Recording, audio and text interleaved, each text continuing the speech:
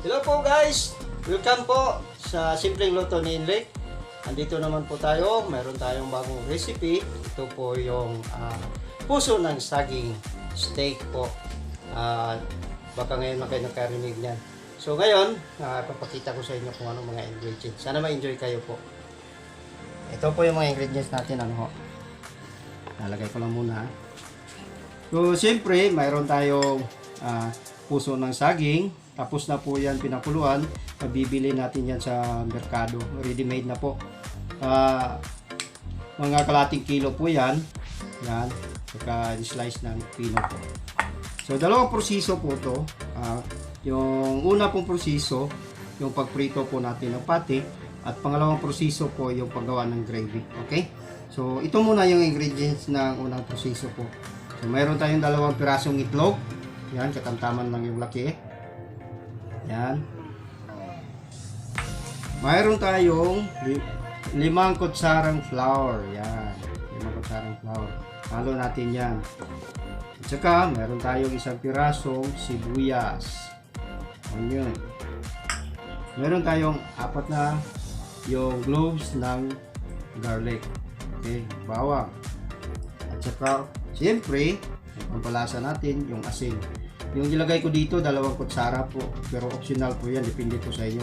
Sa unang proseso, maglalagay tayo ng halos 1 kutsara. At sa dalawang proseso po, 1 kutsara din sa gravy. Okay? So, may dinagdag ako. Yung pampalasa natin, yung asukal. Yung medyo may konting tamis. 1 kutsara yan, pero titingnan natin mamaya kung pwede ba ubusin mo. Depende po sa inyo yan kung gusto nyo mananis-nanis po. Okay? At saka dagdagagin po natin yung yung gravy ng puting asukal din po. Okay? At saka optional po din natin po nga sabi para magkaroon ng magic. Kunti lang po, hindi po ubusin yan. Okay? So sa pangalawang proseso po sa gravy natin, mayroon tayong ingredients. Okay? Ito po yung ingredients niya. We have 140 grams na evaporated milk. Yan. 140 grams po yan. Meron tayong 3 kutsara na cornstarch, pampalapot. Yan. Pero depende po yung pampalapot kung sobrang lapot, tingnan natin mamaya. So, meron tayong yung powder na paminta po. At saka, yung beef nor cubes, kalahati lang gagamitin natin para hindi naman masyadong maraming yung mga halo niyan, di ba? So, meron din tayong mushrooms. We have 150 grams of mushrooms, okay? At saka, mayroon tayong 3 kutsarang tuyo. No? Pampalasa at pampakulay na din para magkulay brown sa mga. So, yan po. So, papakita ko sa inyo kung paano proseso po. Para halo-halo lang, okay? So, yan po guys. Halo-halo na po natin yung unang proseso, okay? So, lalagay po natin itong ganyan. Lahat-lahat na yan. Pwede na yan. Yan, itong sibuyas. Yan. Yung bawang. At saka yung konting asukal lang ha. Depende po yan, optional po yan kung ayaw nyo maglagay. Ayan. And then, yung asin. Sabi ko kanina, 2 kutsara yan, pero hindi natin uubusin yan kasi yung iba para po sa gravy. Ayan. Kunti lang ha. Kasi kayo naman adjust kung ano ang timpla nyo. Maalat ba o hindi. Okay. Ayan. So, lagyan din natin ng kunting magic. Yan.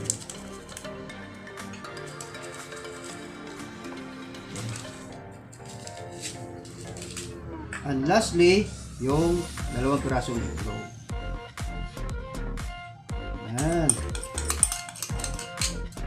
So, gagawin natin, halo-halo lang tayo. Yan. Yan lang po. Yan na po yung itsura. Yan po. Yan. Okay. Lipat tayo dito para ano, kita nyo kung paano pag-halo. Yan. Yan, halo lang tayo ng halo. Ganyan.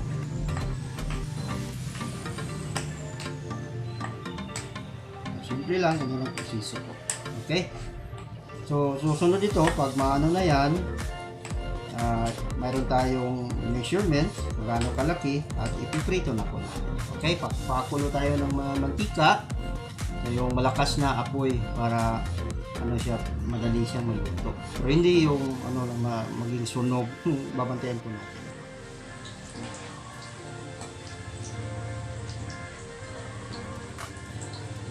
Yan po guys.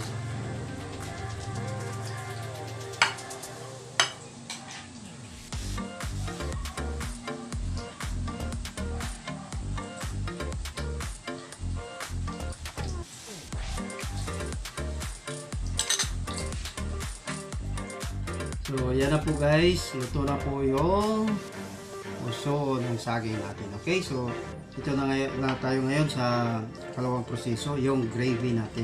Okay? Para masarap yung steak. So, una natin gawin, ito, tutunawin muna natin ng tubig. Isang basong tubig. Okay? Pero hindi natin ubusin ito.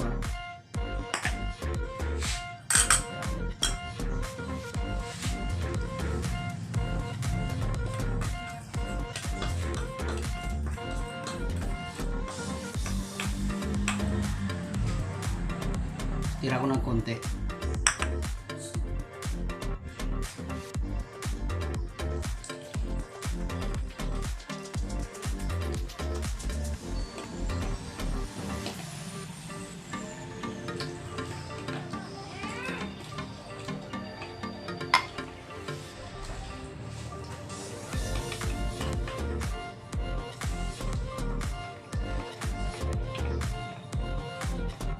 Yan po. Next. Ayan. Optional po ito. Gumamit ako ng mantikilya, yung margarine, para po panggisa ng mushroom. Pwede din po oil kung wala ibang ano. Wala tayong margarine. Okay? Mga isang kutsara po yan.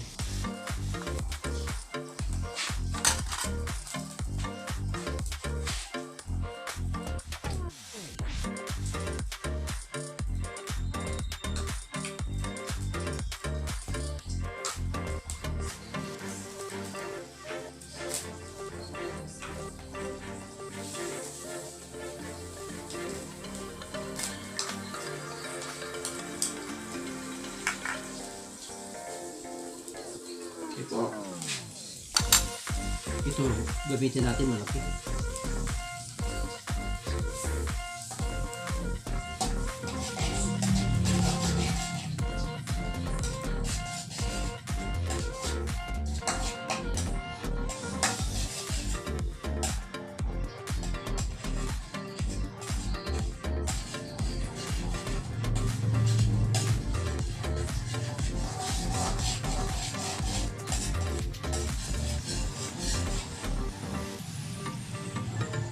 Yan na po.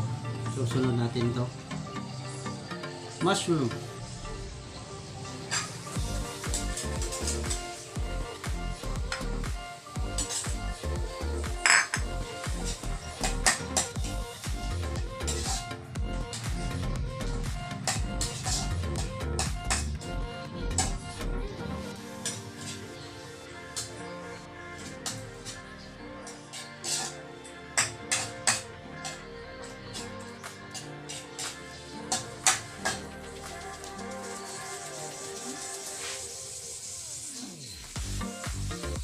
Huwag masyadong yung sunog o hindi na siguro kailangan na lutuin talaga yung mushroom. Okay? So sunod natin to guys. Ito yung pampalapot. Okay.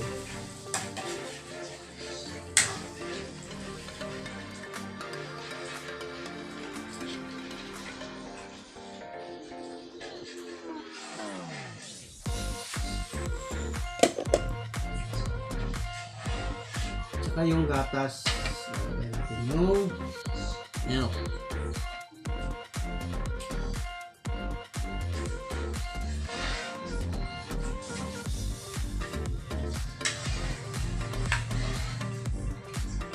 Kayong mga pampalasa, pwede na. Pwede din tayo magdadagdag ng tubig. Kung kinakailangan sobrang lapot, pwede tayo maglalagay ng tubig. Okay? So, itong kalahating nor cubes lalagay natin.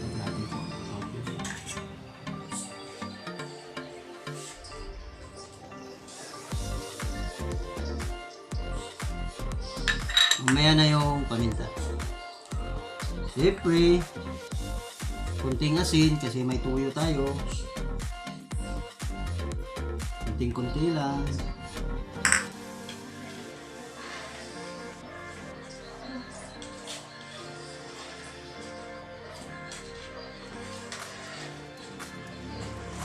Yung asukal. Optional po to ha. Pwede nyo hindi lagyan yan. Kung ayaw nyo ng matamis. Medyo matamis. Pero hindi naman masyado matamis yan. Kunti lang yan eh. Hindi ko na rin inubos. Yan. Pwede po sa inyo kayo na mag-adjust. Pwede ko yan.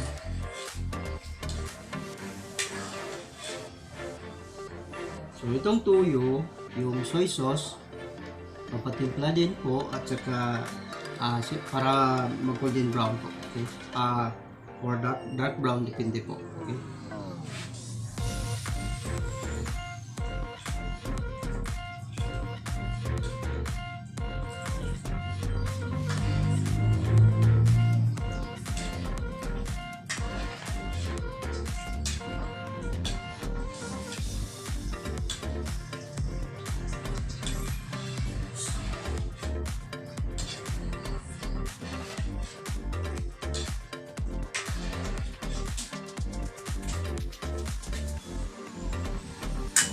Yan na po itsura po. Yan. Yan. Malapit na yan. Pagkulo niyan, pwede na yan. Okay? Pantayin na natin. Pagkulo yan.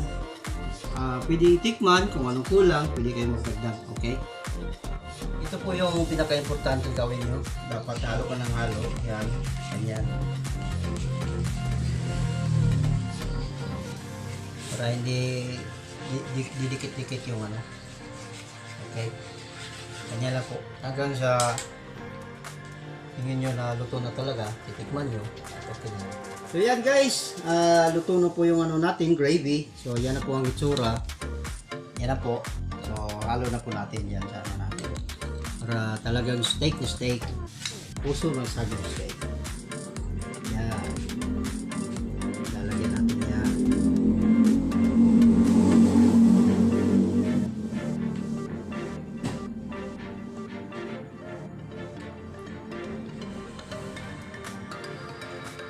Okay.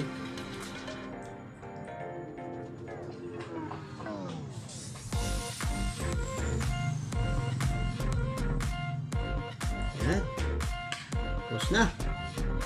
Dali-dali. Okay. Ayan na po guys.